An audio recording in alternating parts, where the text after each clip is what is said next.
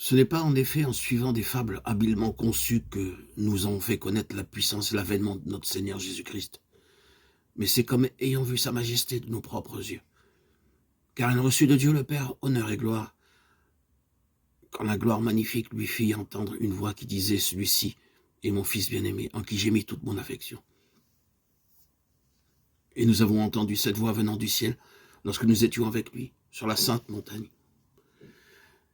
Et nous tenons pour d'autant plus certaine la parole prophétique à laquelle vous faites bien de prêter attention, comme à une lampe qui brille dans un lieu obscur jusqu'à ce que le jour vienne apparaître et que l'étoile du matin se lève dans vos cœurs. 2 Pierre 1, 16, 19.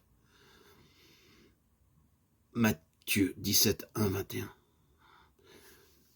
Cette courte citation prise dans le cantique de Mr. Gates et que nous chantons souvent pourrait être le titre de notre méditation. Des hommes qui ont vu le roi. Des hommes dont les yeux ont vu le roi. Comme nous le suggère cet hymne, prions le Seigneur d'envoyer de tels hommes. Je suis sûr que nous tous, nous ressentons profondément et très fortement que c'est là le grand besoin de notre temps. Le monde a besoin de tels hommes.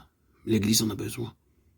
Et de tout temps, quand le Seigneur a eu de tels hommes et les a poussés de l'avant, les besoins ont été satisfaits. Son besoin et le besoin des autres. Je pense que c'est cette vision du roi qui est réellement au cœur de cet épisode de la transfiguration. Le Seigneur a fait monter sur la montagne ses 3 conducteurs parmi les 12 pour que plus tard, avec cette vision devenue vivante et puissante dans ce qu'elle signifie par le Saint-Esprit, ils puissent aller de l'avant comme des hommes qui ont vu le roi. Et qu'est-il arrivé après tout cela? Aujourd'hui encore, nous sommes placés au bénéfice de la signification toujours croissante de cette vision. Les passages de la parole qui parlent de la transfiguration sont très significatifs et d'un très grand secours. Comme vous le savez, 3 des 4 évangiles, Matthieu, Marc et Luc, rappellent cet épisode de la transfiguration, indiquant sûrement par là que pour ces hommes, cette expérience revêtait tout particulièrement une grande importance. Si Jean me rappelle pas textuellement cet événement, ce n'est pas parce qu'il le mettait de côté ou qu'il ne l'avait pas gardé en esprit.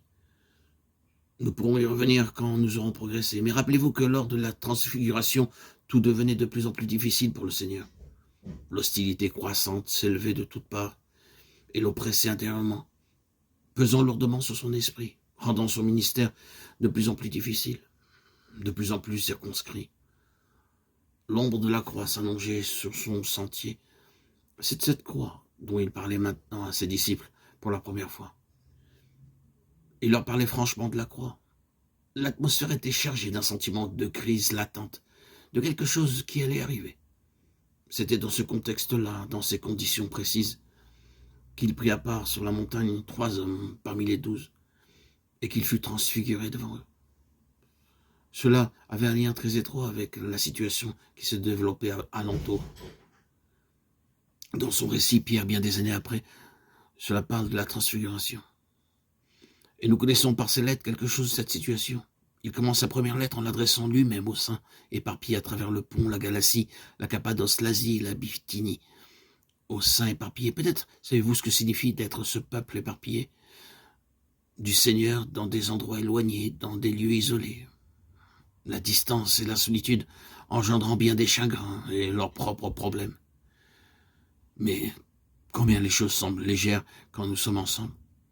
Il y a une telle sensation de fraternité, un tel sentiment de vie et de joie quand nous sommes tous ensemble. Ces saints avaient peut-être connu quelque chose de cette grande solidarité de Jérusalem ou d'ailleurs, mais ils étaient maintenant éparpillés avec tout ce que cela signifiait.